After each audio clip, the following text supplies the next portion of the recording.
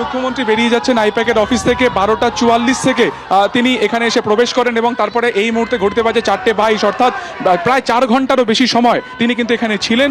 আমরা প্রথমে দেখলাম তিনি আইপ্যাকের অফিসে যান এবং তারপরে বেশ কিছুক্ষণ পর তিনি সাংবাদিক সম্মেলনের জন্য নিচে নেমে আসেন এবং সেখানে তিনি পরিষ্কার বেশ কিছু অভিযোগ করেন। তিনি বলেন যে ফরেন্সিক টিম এনে কোনো রকম পারমিশন ছাড়াই অফিসে ঢোকার পর একাধিক ডকুমেন্ট বাজেয়াপ্ত করা হয়েছে। শুধুমাত্র তাই না, তিনি এটাও বলেন যে প্রতীক জৈন যিনি রয়েছেন, অর্থাৎ এই আইপ্যাকের যিনি কর্ণধার, তিনি যতক্ষণ না আসছেন ততক্ষণ তিনি কিন্তু এই প্রেমাইসেস ছাড়বেন না।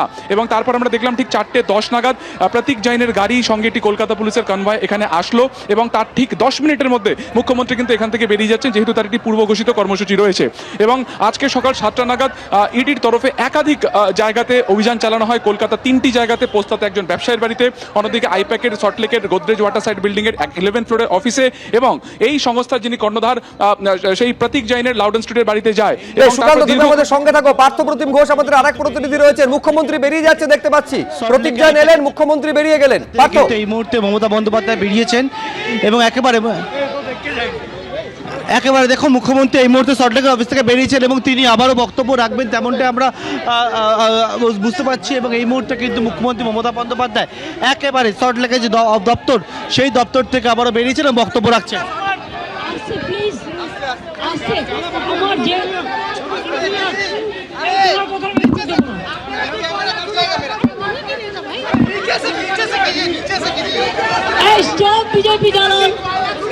আমি কিন্তু বলবো না, either stop them, either stop them.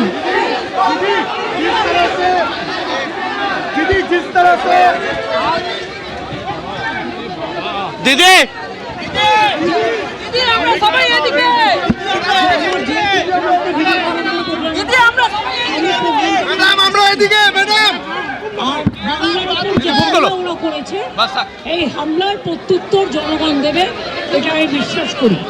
এবং নিজেদের ফেস সেভিং করবার জন্য ফেস সেভিং ফর্মুলা কিছু গদি মিডিয়াকে কাজে লাগিয়েছে। সেই গদি মিডিয়ার ডিটেলসটাও আমরা নজর রাখছি এবং যেটা সত্য আমরা সেটা সত্য সবসময় সত্যানুসন্ধান করতে দেবো। কিন্তু অসত্য কথা যারা বলেছে বিজেপির কথা শিখিয়ে তাদের বিরুদ্ধে ডিফামেশন করার দায়িত্ব আমার। इलेक्शन को सामने रख के किया जा रहा है, इलेक्शन को सामने रख के किया जा रहा है। दीदी आभार के कने আসছেন दीदी আপনারা অভিযোগ করছেন।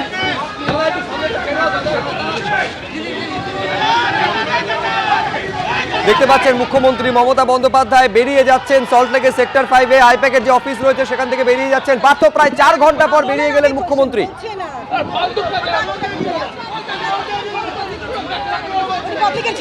একেবারে দেখো মুখ্যমন্ত্রী মমতা বন্দ্যোপাধ্যায় এই মুহূর্তে কিন্তু বেরিয়ে যাচ্ছেন। সল্টলেকের যে অফিস রয়েছে প্রতীক জৈনের যে আইপ্যাকের দপ্তর, সেই দপ্তর ছেড়ে মুখ্যমন্ত্রী বেরোলেন 12:44 নাগাদ। মুখ্যমন্ত্রী মমতা বন্দ্যোপাধ্যায় তিনি প্রবেশ করেছিলেন এবং তার পরবর্তীকালে কিন্তু একেবারে মুখ্যমন্ত্রী মমতা বন্দ্যোপাধ্যায় তিনি কিন্তু এখন বেরোলেন 4:25 নাগাদ। একেবারে আইপ্যাকের যে অফিস রয়েছে সেই অফিস ছেড়ে কিন্তু মুখ্যমন্ত্রী মমতা বন্দ্যোপাধ্যায় বেরোলেন। আমরা দেখতে পাচ্ছি যে একেবারে বাইরের দিকে ছবিটা, সেটা হচ্ছে মুখ্যমন্ত্রী মমতা বন্দ্যোপাধ্যায় আজকে বেরোলেন এবং বেরোবার সময় তিনি বেশ কিছু বক্তব্য তিনি কিন্তু রাখলেন এবং এখান থেকে মুখ্যমন্ত্রী বেরিয়ে যাচ্ছেন এই মুহূর্তে এবং ইডির অফিসে সেখানে তল্লাশিতে আসেন।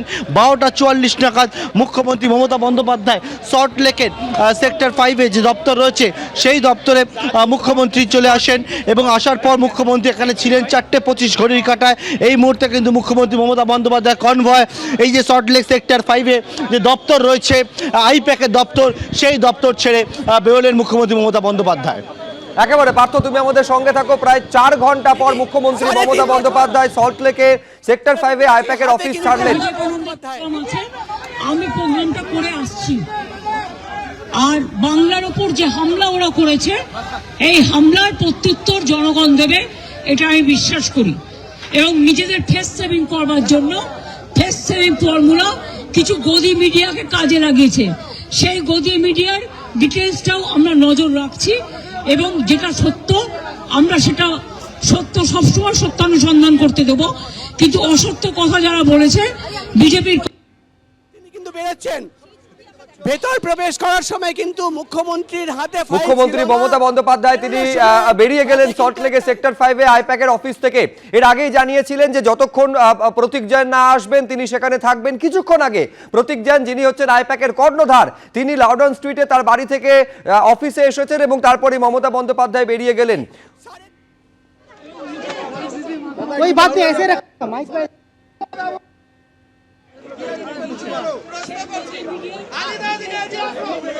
ম্যাডাম বসে যান, ম্যাডাম ম্যাডাম ম্যাডাম বসে যান। শোনা যাচ্ছে না, আস্তে আস্তে আস্তে শোনা যাচ্ছে। বিরুদ্ধে নিয়ন্ত্রণ করার দায়িত্ব